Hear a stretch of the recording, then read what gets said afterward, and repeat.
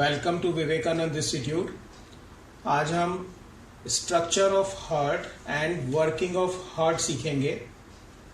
ये मैंने already diagram बनाया हुआ है, ये ह्यूमन डायग्राम है।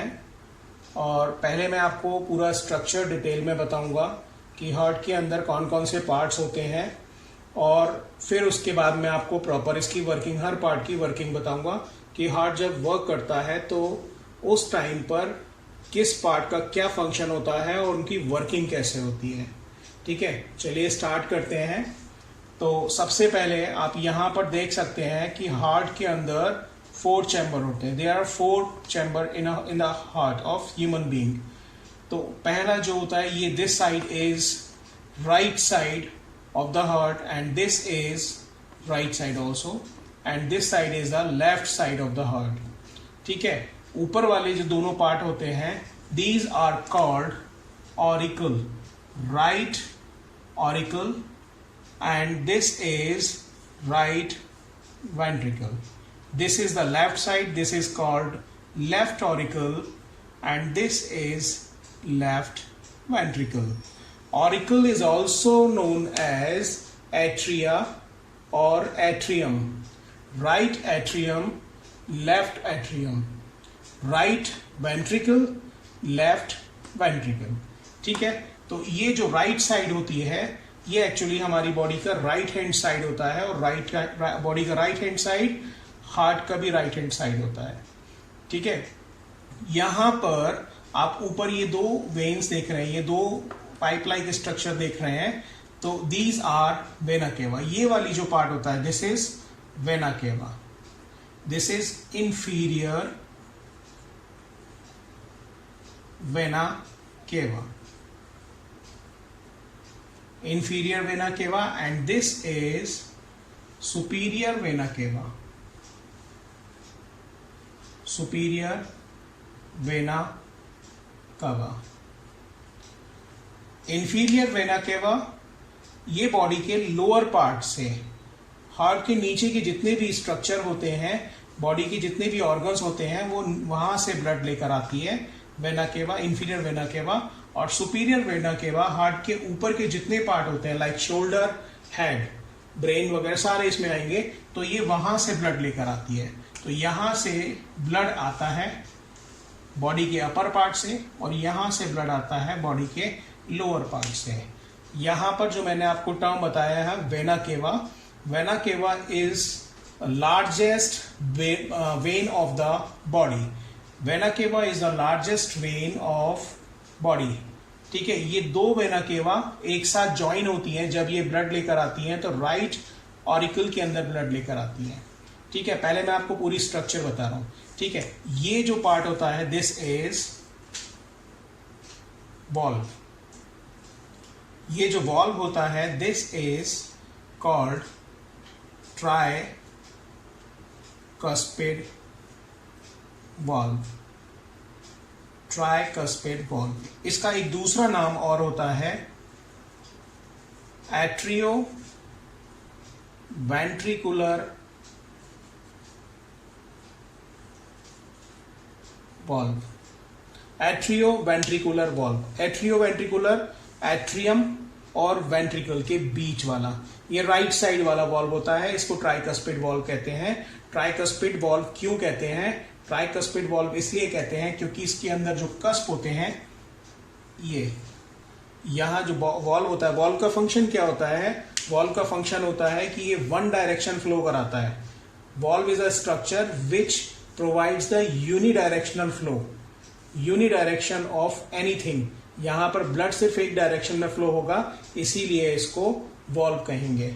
ठीक है, यहां पर ट्राइकस्पिड क्यों कहते हैं? क्योंकि यहां पर 3 कस्प होते हैं, 3 पार्ट होते हैं, 3 फ्लैप्स होते हैं। ठीक है, ये 3 फ्लैप्स होते हैं यहां पर, फ्लैप नंबर 1, 2 एंड 3। और इन वॉल्व्स को कंट्रोल करती है, यहां पर ये आपको जो थ्रेड लाइक स्ट्रक्चर दिख रही हैं, इनको थ्रेड लाइक स्ट्रक्चर्स को हम कहते हैं कॉर्डी टेंडनी, कॉर्डी टेंडनी। कॉर्डी टेंडनी, आपने 9th क्लास में टेंडन्स पढ़े थे, लिगामेंट्स पढ़े थे। तो जो टेंडन्स थे जो मसल्स को कनेक्ट करते हैं, एक तो होते हैं लिगामेंट जो बोन को बोन से कनेक्ट करते हैं, और टेंडन्स होते हैं जो बोन्स को मसल से कनेक्ट करते हैं। तो ये वही स्ट्रक्चर होती है टेंडनी। तो टेंडन से लिया हुआ है। तो ये इलास्टिक फाइबर्स होते हैं, इलास्टिक कॉर्ड्स होती हैं जो वॉल्व को एक डायरेक्शन में रोक कर रखती हैं, ऊपर की तरफ नहीं जाने देती हैं। ठीक है। और नीचे का जो पार्ट बताया था ये राइट वेंट्रिकल है। इसके बाद ये बीच में जो वॉल होती है, this is called septum. Septum मतलब होता है वॉल। हार्ट के लेफ्ट और राइट पार्ट को अलग रखने का वर्क होता है सेप्टम का। क्योंकि ह्यूमंस जो होते हैं ये एक्टिव एनिमल्स होते हैं, इनको ज्यादा एनर्जी की जरूरत होती है, इसलिए हमारी बॉडी के अंदर जो ऑक्सीजनेटेड ब्लड होता है और डीऑक्सीजनेटेड ब्लड होता है, दोनों को सेपरेट रखा जाता है, जिससे ऑक्सीजन की कॉन्सेंट्रेशन ब्लड में ज्यादा रहती है। अगर दोनों ब्लड मिक्स हो जाएंगे, ऑक्सीजनेटेड और डीऑक्सीजनेटेड, तो वहां पर ऑक्सीजन की कॉन्सेंट्रेशन कम हो जाएगी उस कंडीशन में। लेकिन ऑक्सीजन की कॉन्सेंट्रेशन हाई बनाकर रखने के लिए ऑक्सीजनेटेड ब्लड और डीऑक्सीजनेटेड ब्लड हमारे हार्ट के अंदर मिक्सअप नहीं होता, वो सेपरेट रहता है। इससे ऑक्सीजन की हाई रिक्वायरमेंट को फुलफिल किया जा सकता है और बॉडी के टेम्परेचर को मेंटेन करने में भी ये हेल्प करता है। क्योंकि ऑक्सीजन डिमांड होगी तो ऑक्सीजन डिमांड प्रॉपर कंप्लीट करने के लिए हाई ऑक्सीजन ब्लड में होना जरूरी होता है। तो ये एक एडवांटेज होता है ह्यूमन बींग्स में। ठीक है। इधर वाला जो पार्ट होता है, this valve between the left auricle and left ventricle is called bicuspid. Bicuspid valve, और this is also called mitral valve. Mitral valve, यहां पर दो कस्प होते हैं वॉल्व में, दो फ्लैप होते हैं, दो लीफ फ्लैट कह सकते हैं। ठीक है।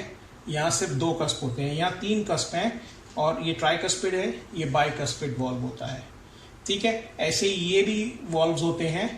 यहां से जब वेंट्रिकल से ब्लड आता है, ये ब्लड और इंफीरियर वेना केवा और सुपीरियर वेना केवा दोनों पार्ट से आया, दोनों वेन से आया, और इसके बाद राइट ऑरिकल में, राइट ऑरिकल से राइट वेंट्रिकल में एंटर करेगा, और राइट वेंट्रिकल में एंटर करने के बाद ब्लड को प्रेशर के साथ ऊपर सेंड कर देते हैं, और यहां से वॉल्व के थ्रू होता हुआ ये ब्लड यहां 2 पार्ट में डिवाइड हो जाता है। एंड दीज आर पल्मोनरी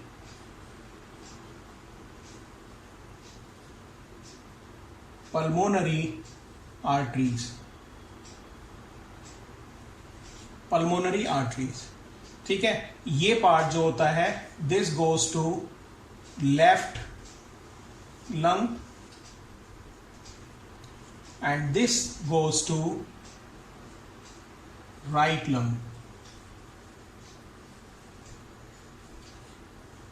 ठीक है। ये पल्मोनरी आर्टरी जो होती है, जो डीऑक्सीजनेटेड ब्लड पूरी बॉडी ऑर्गन से आ रहा है, यहां पर ये राइट वेंट्रिकल में आएगा, और राइट वेंट्रिकल जब कॉन्ट्रैक्ट होगी तो ये सारा ब्लड पल्मोनरी वेन में विद प्रेशर मूव कर जाएगा for the oxygenation of blood. जब ये लंग्स में जाएगा तो लंग्स में वहां पर गैसियस एक्सचेंज होगा, डिफ्यूजन होगा, और डिफ्यूजन के बाद जितनी भी कार्बन डाइऑक्साइड इसमें है, वो कार्बन डाइऑक्साइड लंग्स से एक्सचेंज होकर लंग्स में आ जाएगी, और लंग्स से ऑक्सीजन ब्लड में एंटर हो जाएगी। ठीक है। वो डिफ्यूजन मेथड से होगा, और उसके बाद फिर जो ऑक्सीजनेटेड ब्लड होता है वो यहां पर एंटर करेगा, and this is pulmonary vein. Pulmonary vein, मैं यहां शॉर्ट में लिख रहा हूं पल्मोनरी वेन। ये पल्मोनरी वेन लंग से ऑक्सीजनेटेड ब्लड लेकर आती हैं, और ये ऑक्सीजनेटेड ब्लड हमारे हार्ट के लेफ्ट साइड में रहता है। आपको ये ध्यान रखना है, कंफ्यूजन क्रिएट नहीं करना है कि लेफ्ट साइड में, हार्ट के हमारे लेफ्ट साइड में ऑक्सीजनेटेड ब्लड होता है और राइट साइड में डीऑक्सीजनेटेड ब्लड होता है। यहाँ पर ऑक्सीजनेटेड ब्लड को आपका एनसीईआरटी में रेड कलर से रिप्रेजेंट किया है और इसको ब्लू कलर से रिप्रेजेंट किया है, जिससे हमें ये क्लियर रहे कि ये ऑक्सीजनेटेड ब्लड है और ये डीऑक्सीजनेटेड ब्लड है। यहाँ पर सेप्टम ऑक्सीजनेटेड ब्लड और डीऑक्सीजनेटेड ब्लड को मिक्स होने से रोकती है, जिससे हमारा ऑक्सीजन कॉन्सेंट्रेशन ब्लड के अंदर मेंटेन रहेगा। और सबसे इंपॉर्टेंट बात यह है कि जो ऑक्सीजनेटेड ब्लड होता है वो ऑक्सीजनेटेड ब्लड यहाँ पर आपको जो रेड कलर से शो किया हुआ है वो red colour, exact red colour scarlet red होता है, that is scarlet red colour. तो वो स्कारलेट यानी चमकीला रेड कलर होता है। और जो डीऑक्सीजनेटेड ब्लड होता है वो ब्लू नहीं होता, वो दिखा देते हैं ब्लू कलर लेकिन वो ब्लू नहीं होता, वो एक्चुअली में डार्क रेड होता है। ठीक है, तो डिफरेंशिएट करने के लिए, प्रॉपर डिफरेंशिएशन के लिए उसको हम ब्लू से रिप्रेजेंट कर देते हैं, बट एक्चुअली में जो ब्लड का कलर होता है वो डीप रेड होता है, डार्क रेड होता है। ठीक है, तो यहाँ डिफरेंस है, scarlet red colour oxygenated blood का होता है और डीप रेड या डार्क रेड कलर जो होता है वो डीऑक्सीजनेटेड ब्लड का होता है। ठीक है, ऑलमोस्ट यहाँ पर सारे पार्ट क्लियर हो गए हैं, बस यहाँ पर एक ये रह गया, दिस इज जब ब्लड यहां से आ रहा है, ये ब्लड आया है यहां से लेफ्ट ऑरिकल में, लेफ्ट ऑरिकल से वाल्व से होता हुआ, बाइकस्पिड वाल्व से होता हुआ, फिर ये बैक फ्लो होगा, ये जाएगा ऊपर और यहां से आने के बाद ये यहां से iota, largest artery, this is iota. ये आयोटा जब यहां से ब्लड लेकर आती है तो फिर यहां से फिर वापस हार्ट की बैक साइड से होती हुई सारे बॉडी ऑर्गन में चली जाती है। तो एक बार दोबारा से फास्ट रिवीजन कर लेते हैं। तो मैंने आपको स्टार्टिंग बताया था, this is inferior vena cava, sorry this is superior vena cava and this is inferior vena cava. ये दोनों वेना केवा बॉडी के डिफरेंट ऑर्गन से ब्लड को लेकर आती हैं और इसको हार्ट के राइट ऑरिकल के अंदर पोर कर देती हैं। Then right auricle to blood moves to right ventricle.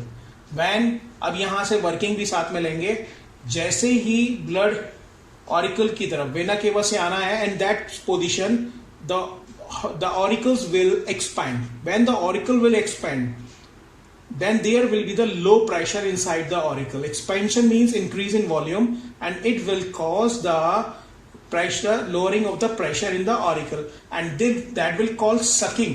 It will suck the blood inside the auricle. इससे क्या होगा, जैसे ही वॉल्यूम इंक्रीज होगा प्रेशर कम हो जाएगा एक्सपेंशन करने से, और प्रेशर कम होगा तो ब्लड सक हो जाएगा ऑरिकल के अंदर। Then the right auricle and right ventricle both, दोनों एक साथ क्या करते हैं, then both will expand simultaneously and they will contract simultaneously. Pumping कैसे होती है, हार्ट का ऊपर वाला पार्ट, चाहे वो राइट ऑरिकल हो या left auricle, they will simultaneously contract and at that time the ventricles will expand. When ventricle will expand, then auricle will, and ventricle will contract, then auricle will expand. When auricle will contract and ventricle will expand, this will continue simultaneously. And ऐसे होगा pumping. इसमें क्या होगा, auricle जब contract होते हैं then ventricle expand हो जाते हैं, वेंट्रिकल कॉन्ट्रैक्ट होते हैं तो ऑरिकल एक्सपैंड हो जाते हैं। तो यहां पर दोनों ऑरिकल्स एक साथ एक्सपैंड कर रहे हैं और एक्सपेंशन से वॉल्यूम इंक्रीज हो रहा है। दोनों वेंट्रिकल्स के अंदर जब वॉल्यूम इंक्रीज होगा दोनों में प्रेशर कम हो जाएगा, प्रेशर कम होने से दोनों साइड ब्लड सक हो जाएगा और उस कंडीशन में राइट ऑरिकल के अंदर सुपीरियर और इंफीरियर वेना केवा से ब्लड अंदर पुल होगा। सेम ऐसे ही लेफ्ट वेंट्रिकल में पल्मोनरी वेन से ब्लड सक होगा। And then what will happen, then right auricle and right ventricle both simultaneously contract and then ventricle expand. और जब ये एक्सपैंड होंगे तो यहां पर प्रेशर कम होगा और यहां प्रेशर इंक्रीज होगा। इससे क्या होगा, ब्लड प्रेशर से नीचे की तरफ मूव करेगा और दोनों वॉल्व ओपन हो जाएंगे। दोनों वॉल्व क्या होंगे, ऐसे करके नीचे ओपन हो जाएंगे और वॉल्व ओपन होंगे तो ब्लड नीचे आ जाएगा। और इसके बाद नेक्स्ट स्टेप होगी, अब वेंट्रिकल कॉन्ट्रैक्ट हो रहा है, वेंट्रिकल कॉन्ट्रैक्ट होना है, वेंट्रिकल कॉन्ट्रैक्ट होगा तो यहाँ प्रेशर इंक्रीज होगा और इस प्रेशर की वजह से ब्लड ऊपर मूव करेगा और ब्लड ऊपर मूव करेगा तो वॉल्व क्या होंगे, वॉल्व के ऊपर प्रेशर पड़ेगा तो वॉल्व ऊपर की तरफ जाएंगे। ये वॉल्व ऐसे है, जैसे ब्लड का प्रेशर पड़ेगा तो वॉल्व ऊपर जाएंगे और ऊपर जाकर दोनों वॉल्व क्या होंगे, बंद हो जाएंगे। सेम यहाँ पर भी ऐसे ही होगा, वॉल्व बंद हो जाएंगे और वॉल्व वापस ऊपर और ज्यादा ऊपर ना जाए। यहाँ पर क्या होगा, कॉर्डी टेंडनी जो ये थ्रेड है इन वॉल्व्स को रोक लेंगे। कॉर्डी टेंडनी का फंक्शन होता है कि ये वॉल्व्स के बैक फ्लो को, ब्लड के बैक फ्लो को रोक लेते हैं, वॉल्व को ओवरलैप पीछे की तरफ ज्यादा बैक जाने से रोक लेते हैं। ठीक है, अब इस कंडीशन में ब्लड कहीं तो मूव करेगा प्रेशर से, तो इसको एक ही रास्ता मिलता है और ये होता है पल्मोनरी आर्टरी का। यहां से ये मूव कर जाएगा। पल्मोनरी आर्टरी और अयोटा, यहां पर भी वॉल्व्स होते हैं, ये अभी थोड़ी देर में बताऊंगा। और यहां से ब्लड जब ऊपर जाएगा ये लंग्स में चला जाएगा। यहाँ दो पार्ट हो जाते हैं, लेफ्ट लंग के लिए और ये हो जाता है राइट लंग के लिए। ठीक है, दोनों पार्ट जब ब्लड लेकर जाएंगे लंग्स में, वहां पर ऑक्सीजनेशन होगा, कार्बन डाइऑक्साइड बाहर निकल जाएगी और ऑक्सीजन अंदर आ जाएगी। उसके बाद फिर पल्मोनरी वेन से लेफ्ट ऑरिकल में ब्लड आ जाएगा। यहां पर एक्सपेंशन जैसे ही होगा ब्लड एंटर होगा और फिर जब कॉन्ट्रैक्शन होगा तो ब्लड नीचे आ जाएगा। एक्सपेंशन के टाइम पर प्रेशर कम होगा, ब्लड सक हो जाएगा और फिर कॉन्ट्रैक्शन से प्रेशर क्रिएट होगा और यहाँ बाइकस्पिड वॉल्व यानी मिट्रल वॉल्व से ब्लड नीचे वेंट्रिकल में एंटर करेगा। वेंट्रिकल जब कॉन्ट्रैक्ट करेगा तो वेंट्रिकल के कॉन्ट्रैक्शन से ब्लड फिर से प्रेशर क्रिएट कर ऊपर मूव करेगा और ये वॉल्व क्लोज हो जाएगा। वॉल्व क्लोज होने से अयोटा के अंदर एक ही रास्ता बचेगा, यहाँ पर अयोटा के अंदर ब्लड ऊपर मूव करेगा और फिर यहां से ब्लड अयोटा से होता हुआ सारे बॉडी में, यहां से अपर पार्ट में डिवाइड हो जाएगा। अयोटा फिर फर्दर डिवाइड हो जाती है। हर बॉडी ऑर्गन्स के लिए अयोटा के अलग अलग डिवीजन हो जाते हैं। तो यहां से अपर पार्ट में और यहां से लोअर पार्ट में बॉडी ऑर्गन्स में ब्लड आ जाएगा। तो यहां से ब्लड आएगा और फिर बॉडी ऑर्गन्स में जाएगा। बॉडी ऑर्गन से ब्लड फिर डीऑक्सीजनेशन होने के बाद, मतलब ऑक्सीजन रिमूव होने के बाद डीऑक्सीजनेटेड ब्लड फिर इंफीरियर और सुपीरियर वेना केवा से होता हुआ फिर से यहां आ जाएगा। ठीक है, तो ये ब्लड लंग्स में पल्मोनरी आर्टरी से गया और यहां से होता हुआ पल्मोनरी वेन से आ गया। ठीक है, अब यहां पर आप देख रहे हो कि ब्लड हार्ट के अंदर पूरी एक साइकिल में 2 बार एंटर कर रहा है। वो कैसे, हम स्टार्ट करते हैं ऑर्गन से, बॉडी ऑर्गन से। बॉडी से ब्लड मूव किया, इंफीरियर और सुपीरियर वेना केवा से होता हुआ बॉडी के राइट साइड में आया। राइट साइड के बाद फिर ये ब्लड हार्ट से फिर बाहर निकलकर लंग्स में चला गया। ठीक है, यहां पर राइट साइड में ब्लड आया और फिर ब्लड हार्ट से बाहर निकल गया और लंग्स में चला गया और लंग्स के बाद फिर दोबारा से पल्मोनरी वेन से एंटर होता हुआ अब लेफ्ट साइड में ऑक्सीजनेटेड ब्लड आया। जब ये लेफ्ट साइड में आएगा तो दोबारा से एंटर कर रहा है हार्ट के अंदर और फिर उसके बाद लेफ्ट वेंट्रिकल से होता हुआ अयोटा में और अयोटा के बाद वापस साइकिल कंप्लीट करेगा बॉडी ऑर्गन्स में। बॉडी ऑर्गन से चलकर aorta, pulmonary artery, lungs, pulmonary vein, left ventricle, left auricle, aorta और फिर बॉडी ऑर्गन। तो पूरी साइकिल कंप्लीट करने में ब्लड बॉडी के हार्ट के अंदर, हमारे हार्ट के अंदर 2 बार एंटर करता है। इसीलिए इस सर्कुलेशन को हम डबल सर्कुलेशन कहते हैं। Double circulation means entry of the blood in heart twice in a cycle. पूरी साइकिल में अगर हम बॉडी ऑर्गन से स्टार्ट करके बॉडी ऑर्गन तक ब्लड को कंप्लीट करेंगे, पूरी एक साइकिल में हमारे हार्ट के अंदर ब्लड 2 बार एंटर करेगा। पहले वो राइट साइड में जाएगा, फिर ऑक्सीजनेट होके वो लेफ्ट साइड में आ जाएगा और अयोटा से वापस आ जाएगा। ठीक है, तो ये पार्ट जो मैंने आपको बताया डबल सर्कुलेशन था।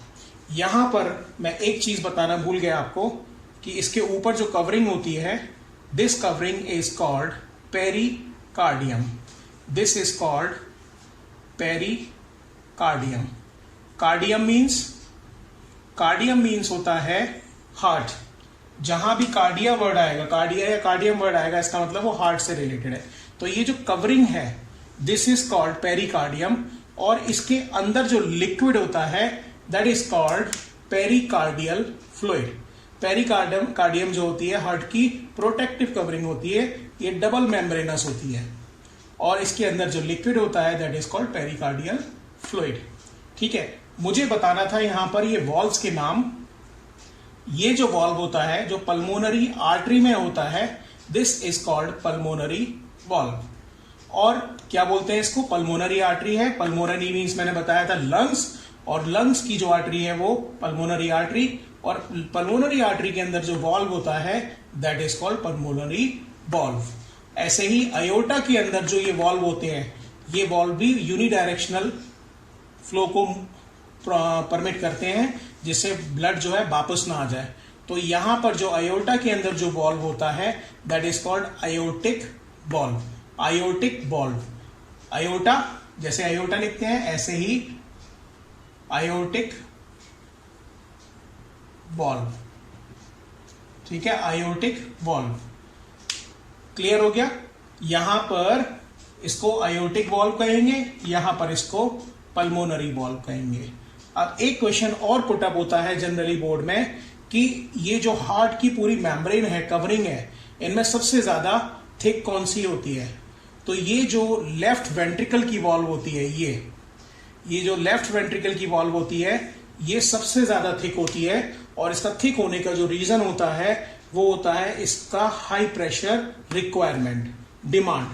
क्योंकि यहां से लेफ्ट वेंट्रिकल से जो ब्लड का प्रेशर क्रिएट करना है वो पूरी बॉडी में सप्लाई करने के लिए क्रिएट करना है, अयोटा में जाना है और अयोटा से पूरी बॉडी में ब्लड को सप्लाई करना है।